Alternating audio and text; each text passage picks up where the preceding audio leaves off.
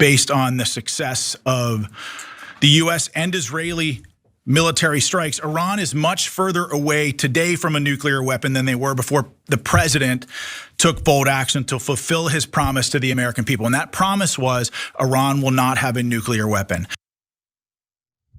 Well, you just heard from the Pentagon's chief spokesman. His name is Parnell. And well, he's got an interesting assessment of the damage that the United States was able to carry out against Iran's nuclear facilities. He states that Trump has kept Iran from ever making nuclear weapons. But when pressed for specifics later in a press briefing, Parnell had an interesting answer. Let's take a look. Have you had time now to do a deeper assessment of the damage to the nuclear facilities, and have there been any sort of like air patrols or anything like that to gather additional information? So I'll answer your second question first. Our assessment of the battle damage around Fordo, Nantes, and Isfahan remains unchanged. I mean, we believe, and certainly all of the intelligence that we've seen have led us to believe that those facilities especially have been completely obliterated. And the interesting kind of side point about this, Tara, is that all of the conversations that we've had since Operation Midnight Hammer with our allies all around the world, but certainly also in the region, they say a couple of things. They share our sentiments about the degradation of Iran's nuclear program and the fact that we have degraded their program by 1 to 2 years. At least intel assessments inside the department assess that, and I think their intelligence shares that conclusion. Current assessments by this department think it's been degraded or delayed by 1 to 2 years? I think we're thinking probably closer to 2 years, like degraded their program by 2 years. Look, I don't care. I'm going to just come out and say it. The country that's making a big deal about Iran enriching uranium is carrying out a genocide in Gaza. They have nuclear weapons. They started a clandestine nuclear program in like the 60s, are not part of the non-proliferation treaty. I'm more concerned about the rogue state of Israel at this moment. But nonetheless, let's keep playing this game about how Iran is the real threat here. Let's go to the next video where essentially Parnell reiterated that Iran's ability to build a bomb is degraded, but not completely obliterated. Let's watch. We believe that sending bombers from Missouri, 37 hours on a mission, not a single shot fired at them, took a very strong psychological toll on Iranian leadership. We also believe that the degradation of the facilities at Fordo, Isfahan, and Nantes degraded their physical capability of constructing a bomb. And it's not just enriched uranium or centrifuges or things like that. We destroyed the components that they would need to build a bomb. And so when you take that constellation of different things into consideration, yeah, we believe that Iran's nuclear capability has been severely degraded, perhaps even their ambition to build a bomb. I mean, ultimately the president has said he's not going to allow them to build a bomb. The Israelis are not going to allow them to have a bomb, and they know that. Okay, so let me explain to you what's going on. Everyone who is talking about how either the nuclear capacity in Iran has been obliterated or hasn't been harmed at all, everyone's full of crap. No one knows. No one knows. You want to know why? Because you literally need inspectors to be there on the ground to assess the damage that's been done. Now, here's the issue. Iran, who had been allowing international inspectors into their country, are no longer playing ball. Because guess what? What's the point of pursuing diplomatic means when the United States is going to bomb you anyway?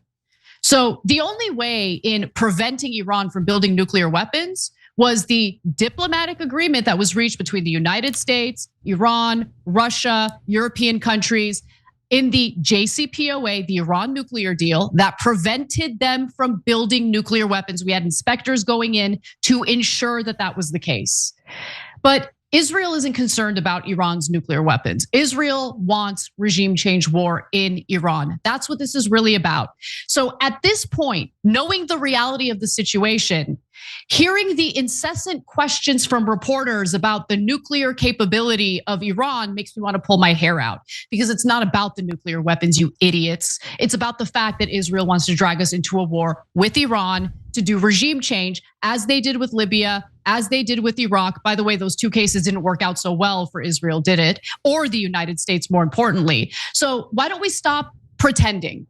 Let's stop with the theater. Let's stop with the facade. The only thing that's, I guess, a little bit of a silver lining in the story is the fact that the Trump administration clearly really does not want to go to war with Iran. And that's a good thing. Let's keep it that way and get to pushing, okay? Because I'm not really interested in continuing to support this genocide by a rogue state that has nuclear weapons without acknowledging them or entering the non-proliferation treaty. End of story. That's what this story is really about.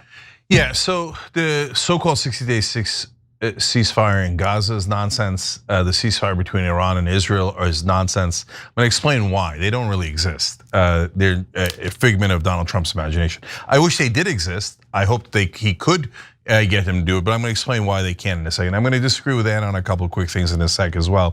First though, on TYT, we're asking you in essence the same thing that Anna's asking you there.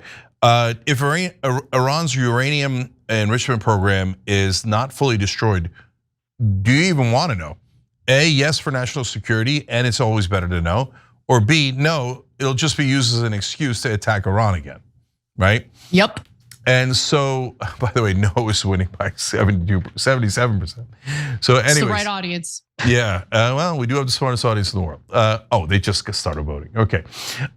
So, guys, now let me explain a couple things. First of all, slight correction on Anna. You said you'd need on the ground inspectors. No, you need inspectors to go under the ground. They'd have to go way, way, way underground to see how much it's damaged. Obviously, that's impossible. So everyone is guessing, totally, utterly guessing. Okay. Number two, you said Libya and Iraq didn't really work out for Israel. They actually kind of did. They didn't work out for Libya or Iraq or the Middle East or the world or America, right? But Israel's goal there was not democracy in Iraq or Libya. Israel's goal was to make sure that no one could oppose them as they took more Palestinian land. And Saddam Hussein used to sometimes fund Palestinian defense, and Gaddafi would sometimes fund Palestinian defense. Now they're both dead. Their countries are in much worse shape, in massive civil war in Libya. Slavery has made a comeback in Libya, okay? And so, but Israel is very happy. They're like, oh, you have slavery, civil war, massive death, both to American soldiers. It cost you $8 trillion, this global war on terror. Yes, but they're not funding defense of Palestinians anymore. And what was Iran doing? They were funding Hamas and Hezbollah. You can call them terrorists, then they are, right? Israel is also obviously a much bigger terrorist. They not only have killed 57,000 people, 30,000 at least women and children. If Hamas had killed 30,000 women and children, Israel probably would have killed every Palestinian alive, okay? I mean, they're gonna do that anyway, but go ahead. So, I mean, they're only doing a genocide for now, not a Holocaust. So, and they brag about that. They're like, well, we didn't kill them all. We could have killed them all, but we haven't killed them all yet. Well, you must be so proud. And by the way, that is the difference between a genocide and a Holocaust. A Holocaust is when you try to kill them all. And so, okay, but for now it's just a genocide. So now in Iran, the reason why the ceasefire is nonsense and we're gonna, at least Iran and Israel are gonna head back to war is because number one, what Anna read you was Iran is saying, no, we're gonna enrich uranium. No way, no way. You guys wanna bomb us and tell us that the peace negotiations was just a front and it was a cute trick and then you murdered our lead negotiator? And then you told us, oh yeah, here, we're gonna give you 2 weeks to get back to the peace table. And then you dropped bunker busters on us while we were going back to the peace table. So no, America and Israel are warmongers. They're not interested in peace at all. All they ever do is murder our politicians, murder our scientists, drop bombs on our civilians. Israel's killed over 300 civilians in Tehran, in our capital city. You think we're gonna trust you? No, we're gonna go right back to enriching uranium. And you, what are you gonna do? All right, come and get us. So okay, but let me interrupt. Sorry. I really wish that wasn't the case because I don't want to go to war with Iran. And when they talk like that, that gives in the minds of government officials in the United States, certainly Israel. I mean, they want to go to war with Iran. Well, let me correct that. They want the United States to go to war with Iran on their behalf so badly. So anything they can latch onto, they will latch onto as justification for that war. Look, at this point, I'm going to be honest with you guys, okay? At this point, the way that I predict the future is the only way to prevent the United States from getting dragged into a war with Iran is if they do develop a nuclear weapon. No, there's another way. What's the other way, Cenk? Okay, so and this is going to be the most important decision of Trump's administration. Oh, we're cooked. We're totally cooked. Yeah, we might be. We probably are. But let me explain what's going to happen next. So since Iran is back to enriching uranium, that's the lesser of the problems, but it's a problem, right? In Israel, they want complete subjugation of the entire Middle East so that no one can fight back when they take more Arab land, okay? And so they want to end the Iranian regime, period, because the Iranian regime has funded Hamas and Hezbollah, which again, you can call them terrorists. You can say, I mean, they're the people fighting back in a terrible way, but in some way to try to help the Palestinians. So I don't agree with their actions, but it's some defense of Palestinians, and the Israelis think that defending Palestinians is the worst thing in the world. Anyone who would defend a Palestinian is called a terrorist. When the Palestinians actually went to try to go to the UN like Israel did to do it diplomatically, can we get a nation too? You know what Israel called them? Terrorists. Because anyone who would defend Palestinians in any way, shape, or form has been relabeled in the West as terrorists, and they must be murdered because they're the bad guys, right? And what have they done? They've subjugated Palestinians for 58 years, 5.5 million Palestinians in the occupied territories. They've taken more of the West Bank. Now they're saying that they're going to take Gaza. They're in southern Lebanon, western Syria, etc. So my point is, Israel's never going to rest until they murder the leaders of Iran, who in their mind are trying to help Palestinians, right? Until the entire Middle East is subjugated and says, yes, Israel, we serve you, right? By the way, you might be surprised. I met an Arab American the other day, and he said he's lived in Egypt, Saudi Arabia, and Jordan. And if you speak out against Israel in those countries, their secret police come and get you because their governments are working with Israel. So they want complete subjugation of the Middle East. But they're not gonna get that because that's too freaking hard. It's too big, too many people, too many countries.